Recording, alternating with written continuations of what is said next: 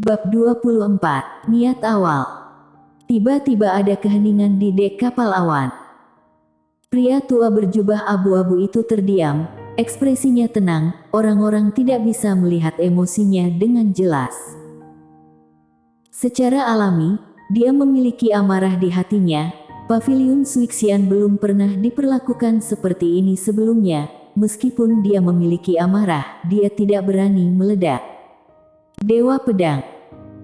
Gadis misterius sangat mungkin adalah Dewa Pedang. Jika memang benar Dewa Pedang, maka Paviliun Suixian benar-benar tidak boleh memprovokasinya.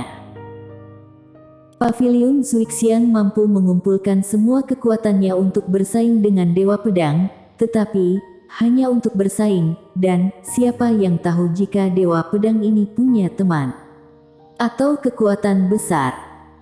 Bahkan jika dia tidak memiliki teman dan kekuatan, dia sendiri sudah cukup untuk membuat Paviliun Suixian berantakan. Dewa Pedang. Seberapa menakutkan kekuatan tempur orang seperti itu?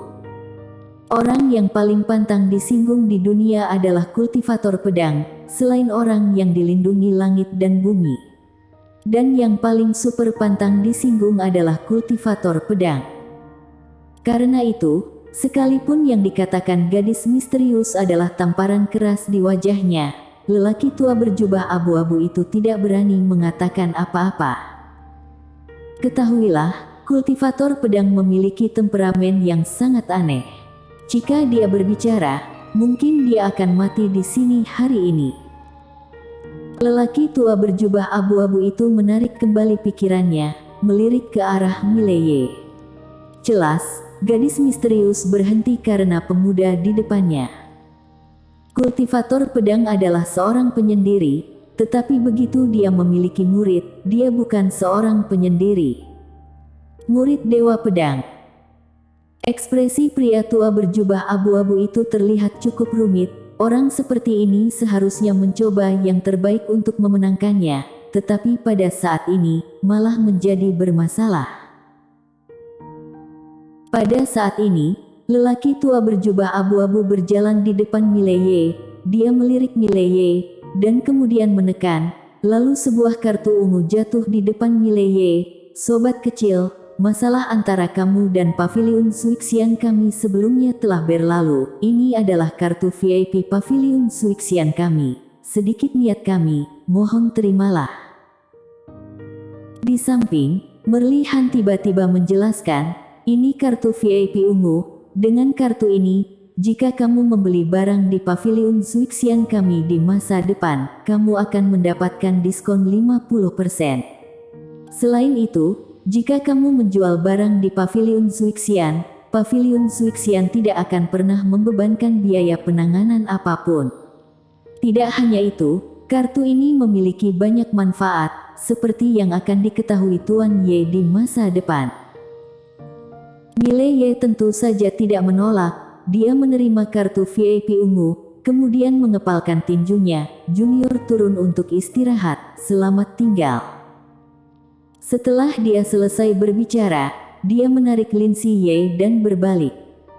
Setelah Mileye dan adiknya pergi, Merlihan dan lelaki tua di sampingnya perlahan berlutut. Mata lelaki tua berjubah abu-abu itu perlahan tertutup. Kakekmu dulu adalah bawahanku. Tentu saja, aku tidak menganggapnya sebagai bawahanku, aku menganggapnya sebagai saudara laki-lakiku. Kamu adalah cucunya, dan kamu adalah setengah cucuku. Merlihan menundukkan kepalanya sedikit, tidak berani berbicara. Lelaki tua berjubah abu-abu itu menggelengkan kepalanya, kamu adalah satu-satunya garis keturunannya. Aku tidak ingin membunuhmu, tetapi urusan Paviliun Suixian ini, kamu jangan ikut campur untuk saat ini. Kembalilah ke ibu kota kerajaan untuk introspeksi dirimu sendiri. Mendengar ini, wajah Merlihan menjadi pucat. Kerja keras bertahun-tahun, semuanya sia-sia saat ini. Lelaki tua berjubah abu-abu itu melirik ke sungai besar di bawah, dan mengepalkan tangan kanannya perlahan. Dewa Pedang. Aku tidak pernah membayangkan bahwa aku akan bertemu dengan Dewa Pedang dalam hidup ini, bahkan dengan cara seperti ini. Setelah berbicara, dia berbalik dan menghilang ke langit. Di atas dek kapal awan, Merlihan tersenyum muram, "Apa aku salah?" Di samping Merlihan, lelaki tua itu berkata dengan sungguh-sungguh, "Nona, segala sesuatunya tidak kekal, jadi kamu tidak perlu terlalu menyalahkan diri sendiri." Merlihan menggelengkan kepalanya. "Jika aku tulus berteman dengan dia sebelumnya, berdasarkan potensinya dan orang-orang di belakangnya, akan mudah bagi aku untuk menjadi orang inti dari Paviliun Zuixian di masa depan. Sayangnya, aku terlalu banyak menghitung dan melewatkan kesempatan untuk mengubah nasibku dan mengubah nasib keluargaku." Orang tua itu menundukkan kepalanya sedikit dan tidak berbicara.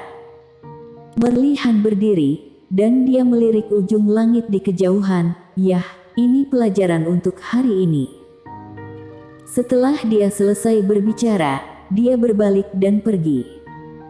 Mileye membawa adik perempuan Lin Siye kembali ke kamarnya. Kamar biasa, kamar khusus atau apalah, kakak beradik itu tidak mau tinggal di sana lagi. Di dalam kamar, setelah Mileye membujuk Lin Siye untuk tertidur, dia memasuki menara penjara alam. Begitu memasuki menara penjara alam, dia menyadari ada yang tidak beres. Dia memperhatikan bahwa lantai 2 bergerak sedikit. Menyadari adegan ini, wajah Mileye tiba-tiba berubah, dan saat dia akan berbicara, suara gadis misterius terdengar lagi, terlampiaskan. Mileye memberi hormat yang dalam. "Terima kasih senior telah menyelamatkanku." Gadis misterius berkata dengan dingin, "Menyelamatkan? Tahukah kamu kenapa aku ingin menembak?" Mileye menggelengkan kepalanya. Gadis misterius berkata, "Apakah kamu ingat apa yang aku tanyakan sebelumnya? Aku bertanya kepada kamu, apa kamu tahu konsekuensi dari pedang itu?" Mileye mengangguk. Gadis misterius berkata, "Saat itu, jika kamu tidak mengeluarkan pedang itu, aku tidak akan bertindak hari ini." Mileye tertegun, sedikit bingung, "Mengapa? Jika aku tidak mengeluarkan pedang, segalanya mungkin akan tenang."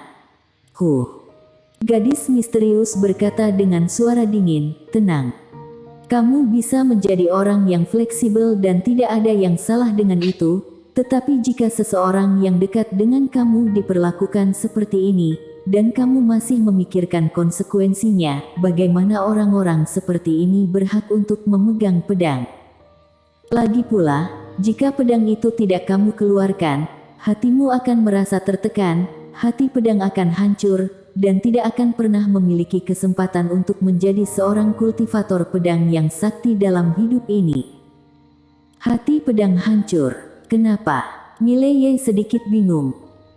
Gadis misterius berkata, kultivator pedang, yang kamu latih adalah pedang dan hati, niat asli adalah hati yang sebenarnya.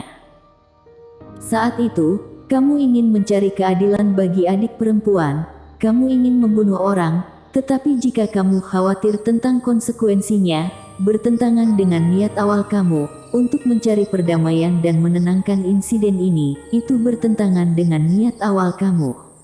Tentu saja, kamu mungkin tidak merasa bahwa melakukan hal itu akan berdampak apapun. Sebenarnya pedang kamu akan terikat sendiri. Kejernihan hati pedang juga akan hilang dalam sekejap. Mileye tersenyum kecut, "Senior, jika kultivator pedang begitu kaku, aku khawatir tidak akan hidup lama." Gadis misterius berkata dengan lembut, "Inilah sebabnya mengapa di dunia ini hanya ada sedikit kultivator pedang, terutama dewa pedang yang asli, yang bahkan lebih langka. Itu yang aku katakan sebelumnya, jalan tahu pedang lebih sulit dari yang kamu kira." Mileye menarik napas dalam-dalam, dan sekarang dia bisa memahami sedikit. Pada saat ini, gadis misterius berkata lagi, "Aku seharusnya tidak boleh menembak. Apakah kamu tahu konsekuensi dari tembakan ini?" Konsekuensi. Mileye tertegun, dan tanpa sadar berkata, apa konsekuensinya? Gadis misterius berkata, sudah aku katakan sebelumnya bahwa segel menara ini telah dilonggarkan, dan kali ini aku menembak, segel di setiap lantai menara ini telah terpengaruh. Sederhananya, segel itu akan terlepas lebih awal. Sederhananya, segel pada lapisan kedua akan terlepas lebih cepat. Paling lama 4-5 bulan, segel pada lapisan kedua akan hilang sepenuhnya. Pada saat itu, jika kamu tidak dapat menemukan aturan Tao, kamu pasti akan mati. Jangan mengandalkanku, jika aku mengambil tindakan terhadap keberadaan lapisan kedua untuk kamu, semua segel menara ini akan dilonggarkan, maka konsekuensinya akan sangat serius. Aku tidak akan merusak segel menara ini demi kamu, apakah kamu mengerti? Mileye terdiam sejenak, lalu berkata, senior tidak bisa menembak lagi.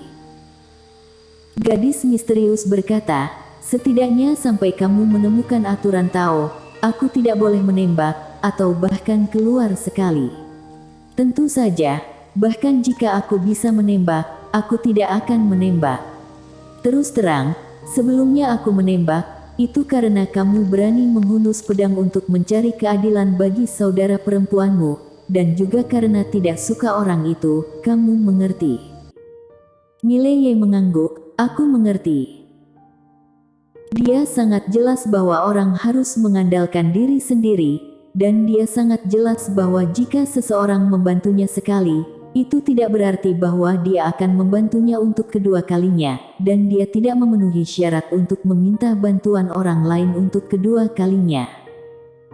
Sudah merupakan budi yang besar bagi orang lain untuk membantunya sekali.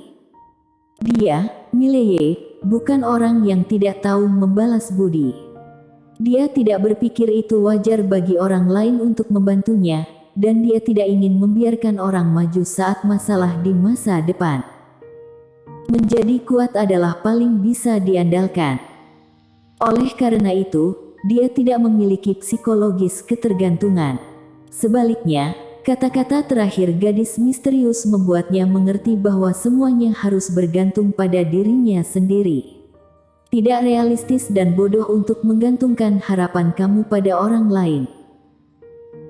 Hanya saja masalah segel ini, aturan Tao, untuk menemukan aturan Tao, dia harus mencapai alam energi perlindungan, atau bahkan alam kehampaan sesegera mungkin, karena sekarang gadis misterius mengatakan dia tidak memiliki kekuatan untuk menaklukkan aturan Tao. Ini merepotkan. Mileye menggelengkan kepala dan menghela nafas. Banyak hal yang dia hadapi sekarang. Yang pertama penyakit adik perempuannya, dan yang kedua segel menara penjara alam. Dia sudah merasa bahwa menara penjara alam sedikit tidak normal, dan dia merasakan keseriusan dalam suara gadis misterius. Dia tahu bahwa gadis misterius tidak bercanda dengannya. Jika segelnya dilonggarkan, pihak lain tidak akan pernah membantunya. Masalah ini harus diselesaikan sendiri. Seolah memikirkan sesuatu, Mileye dengan cepat bertanya, "Senior, apa itu kejernihan hati pedang?" Dia tidak lupa bahwa dia telah memasuki keadaan misterius sebelumnya. Setelah terdiam beberapa saat, gadis misterius berkata, "Kejernihan hati pedang itu seperti bercermin. Biasanya kamu tidak tahu seperti apa rupamu, tetapi ketika kamu bercermin, kamu akan dengan jelas mengerti seperti apa rupamu.